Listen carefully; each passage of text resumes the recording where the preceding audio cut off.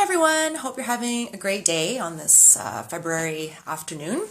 And I'm here to talk about the most common question I get asked. That question would be, what's the difference between a midwife and a doula? But I actually want to expand the question to reflect the accuracy of the information. So that question actually should be, what's the difference between an OB and a midwife and a doula? Because there's lots of misconceptions, I think, about what a midwife and what a doula, what they do. And so when you first become pregnant, you have a choice of who you want to be your primary healthcare provider. And so you can choose between an obstetrician, an OB, or a midwife. And here in Ontario, both are regulated professions and they're also covered by OHIP. You can also find a family doctor. This is kind of like a subcategory, I guess, on the conventional medical side, a subcategory of MDs who also attend births and who might do on-call work. But for the most part, for our discussion, it will be between OBs and midwives. And so what's the difference between these two? A midwife is trained to see birth as a natural, normal, and physiological function of your body, which it is. And so they take on clients and they are experts in normal, healthy birth. As long as the pregnancy remains as a healthy, normal, and low-risk pregnancy, they will continue as the primary care provider of that woman or that pregnant person and will offer all the standard tests and assessments. The nice thing about midwives is that they believe in a collaborative relationship with the client. And so they will discuss in full detail risks, benefits of tests, assessments, procedures, and they really are about getting client consent. They're also quite focused on serving those groups of people who may be shut out of the mainstream medical system. So marginalized people, refugees, people who maybe don't have OHIP coverage here in Canada. OBs, on the other hand, it is actually seen as a surgical specialty in medicine.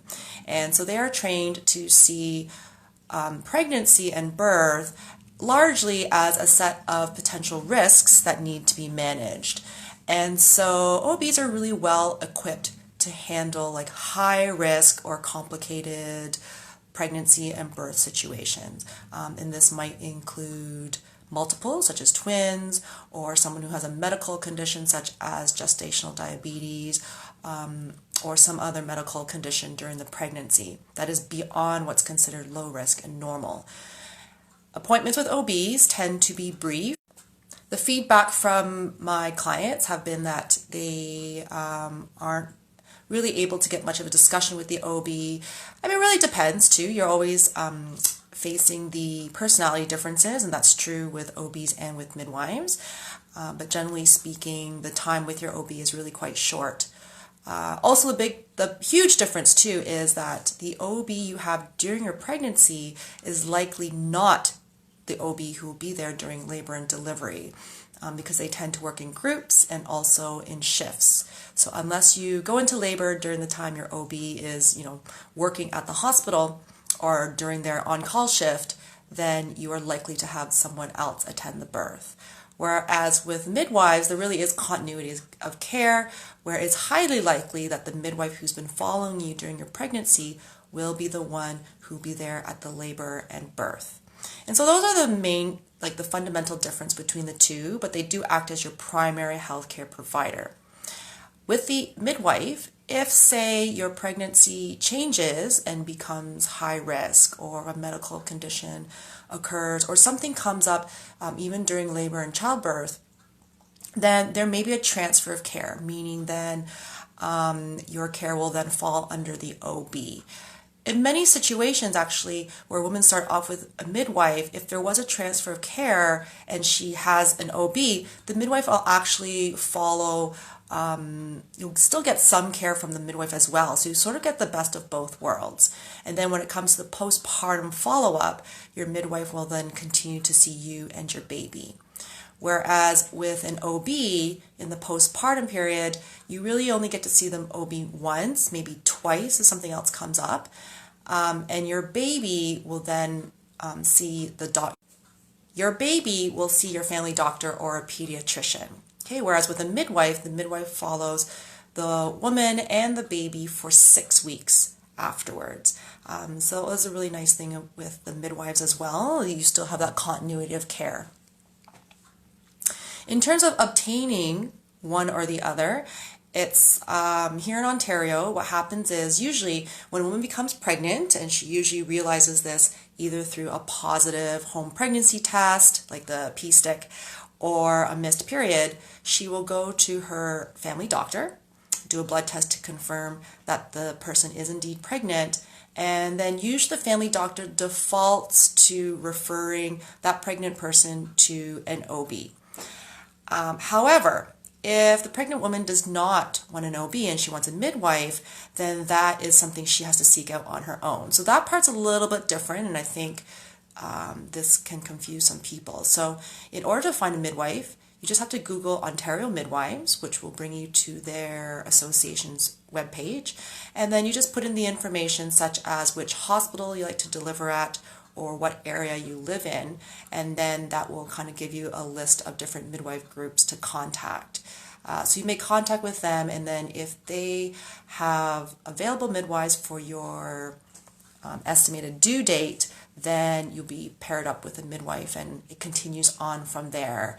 So the unfortunate reality is many people who do want a midwife actually are not able to get them because the demand for midwives is far above what the supply is.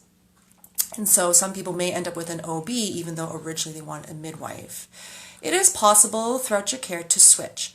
If a client starts off with an OB, they can switch to a midwife if availability comes up, just as someone who's under the care of a midwife may switch to an OB if the circumstances dictate that during her pregnancy. Now, how does a doula fit in all of this? Well, a doula is a separate person. So it's a separate person, either sometimes there's volunteer doulas or someone that the pregnant person kind of hires or signs a contract with. And so the doula is the person who is devoted to providing continuous, ongoing emotional, mental, physical, and informational support to the laboring person. And so they are actually the non-medical person in the room with her. So, if there's midwives or if there's nurses, OBs, doctors, they're the ones that can make medical decisions or bring up kind of medical things that can happen and discuss that with the client. Whereas the doula does not do any of the medical stuff, but in fact does a very important role of providing the ongoing continuous support. And so she can help with positions, comfort measures, reminding mom of any techniques she may have learned in preparing for labor and birth, and also there to advocate for the parents during labor and birth. So if there are certain preferences of how they want the labor and birth to be managed, they can be the ones that can sort of voice it or remind staff or point it out to the parents so that they can voice their own opinions.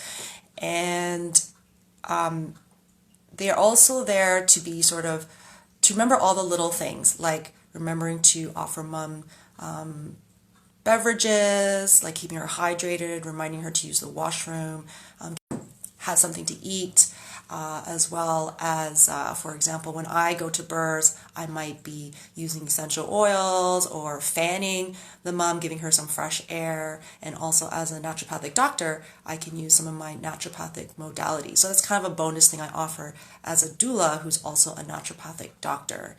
And so the doula, there is evidence to support doulas. Doulas are like a positive intervention in that they actually help women use fewer medical interventions, and this can include epidurals and also the use of other drugs or other things that may occur during labor and birth. So we do have a significant impact in a positive way in the labor and birth situation that can help improve the outcomes for women and their babies. And so there you have it. That's the summary in a nutshell of the difference between an OB, a midwife, and a doula. If you would like more information or you're interested in having a doula yourself, please feel free to contact me and I'd be happy to have a chat with you. Otherwise, have a great day and see you again in a future video. Bye.